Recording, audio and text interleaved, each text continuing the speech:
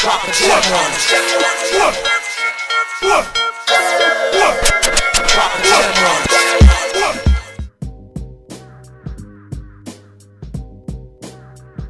Hey, what's up? Welcome back. Dropping Gems. Got my man Jay, ReverbNation.com, chilling in the place to be. We're actually in their officina, you know what I mean? So check it out. What I wanted to do today was kind of get it into my man Jay.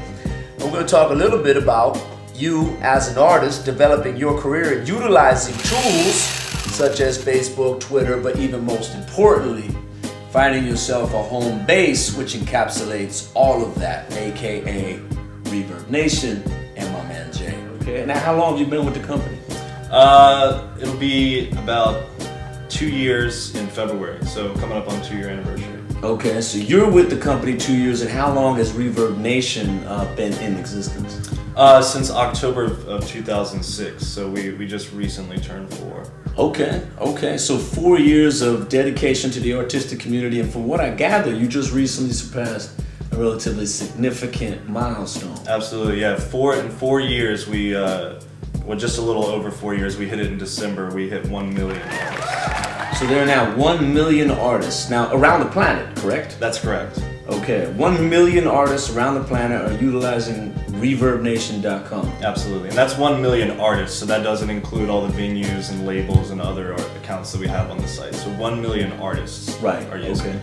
I mean, look, I'm one of the million, okay?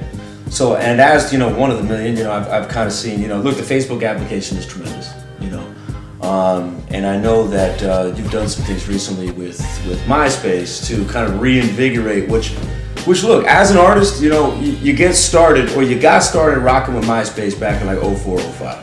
And you stood by MySpace. You poured so much time, effort, and energy into that MySpace profile, building fans, all those things, that when MySpace collapsed, I mean, as an artist, I mean, I was somewhat, you know, almost in limbo, you know. And now look, people still try to slide back to MySpace, but I felt almost in limbo because I had put so much time, effort, and energy into that it was almost like the lost social network.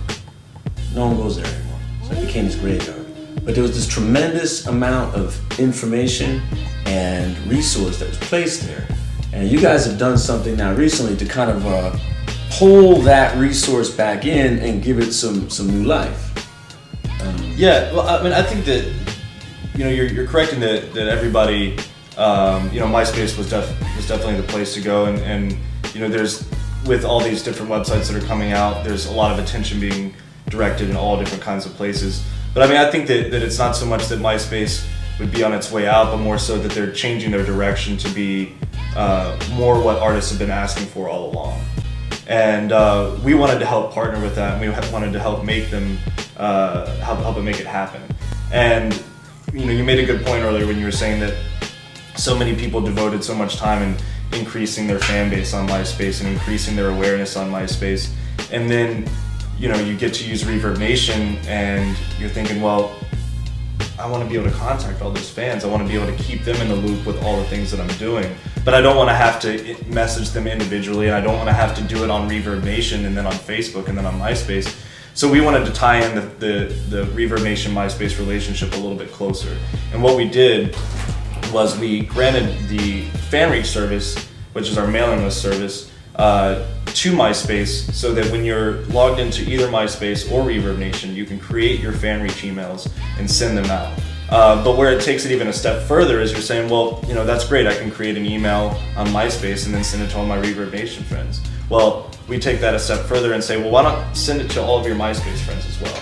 So those hundreds of thousands of people that you've worked for many, many years to get in contact with, you can now send regular updates to through an internal message. So when you send that FanReach email, it goes out to everybody that signed up to your mailing list and as an internal message to all of your MySpace friends. So for some people, they may have just increased their scope of information that they can provide to all these people. They may have increased it 1,000%. Yeah, that's huge. We recently launched our first iPhone app. It was launched, I'd say, about a month and a half ago. Still in beta, but we're working on basically giving artists the ability to update their status, check their stats, and even write those FanReach emails we were talking about a few minutes ago. They can write those on their phone. The very biggest and best part about the application that I'm really excited about is there's a fan collector on the app.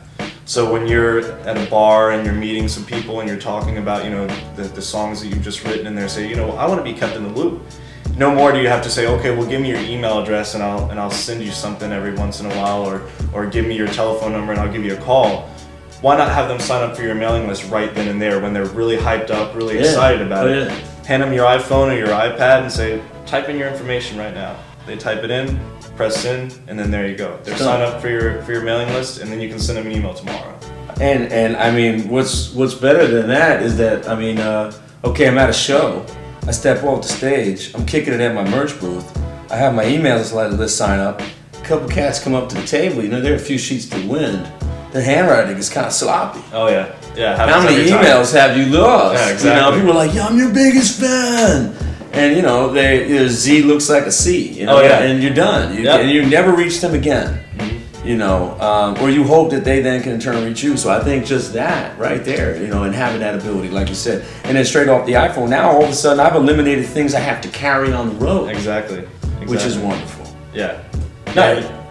Oh, go ahead, sorry. Oh, no, I was gonna say you're exactly right. I mean that's we want to make every process easier for the artist. Yeah. And everything's going digital, and you're no longer. I mean, not no longer, but hopefully in the very near future, you won't have to have that clipboard where afterwards you're just looking at it and you're wondering, you know, how many drinks people had to still be able to hold the pen that they used to. Right. These are the environments we're in. Yeah, right. Exactly. I mean, you have to adapt to these things. Yeah, adaptation is key. Yeah, all day long. So, you know, and here's another thing too: distribution.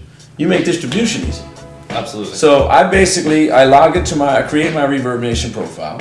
I go in, I go through a couple of steps, and you coach me all the way through, and you give me this stat over on the right-hand side. It tells me, hey, Timmy, you are 70% of the way. You still need to do this, and this. Give me a checklist, which is huge, you know, because, you know, left to my own devices, you know, I might not be able to get to that checklist. But now you've told me what I need to do still.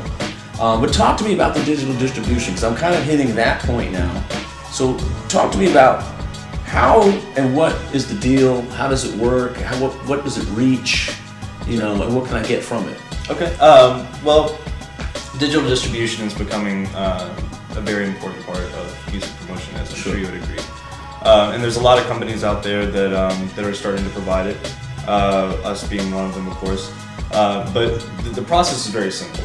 Upload your cover art, upload your music, and submit it. You know, we can't get more simple than that. Right. And we currently offer two different packages. We have an Essentials package and a Pro package, and the only difference between the two being the number of stores that we deliver to.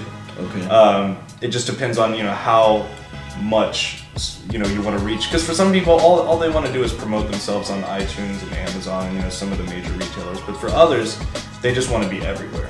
Right. And I think that's an important thing to have, because by assuming that everyone uses iTunes, you just made a big mistake, because you can't assume anything. Sure. You have to just make sure that you're prepared for everything. Sure. And so we give the ability for an artist to click that submit button and be delivered to, I believe it's at this point, 28 retailers for the Essentials package and 36 retailers for the Pro package. Okay. And we keep them up to date. iTunes and eMusic currently send us trending reports on a weekly basis, so you can get those sales estimates, kind of get an idea of how you're doing, and then every month you get paid all the royalties that you've been earned from the month and in roughly 60 days prior. So there's a little bit of a delay, but once you get that first sales report, they kind of start flowing in on a monthly basis. Okay. And the best part about it is that we pay you 100% of your royalties. So when iTunes makes that sale, 99 cents, take that 29 cents that goes to iTunes, that 70 cents comes to us, we don't take anything, give it right to the artist. So 100% of your earnings go into your pocket.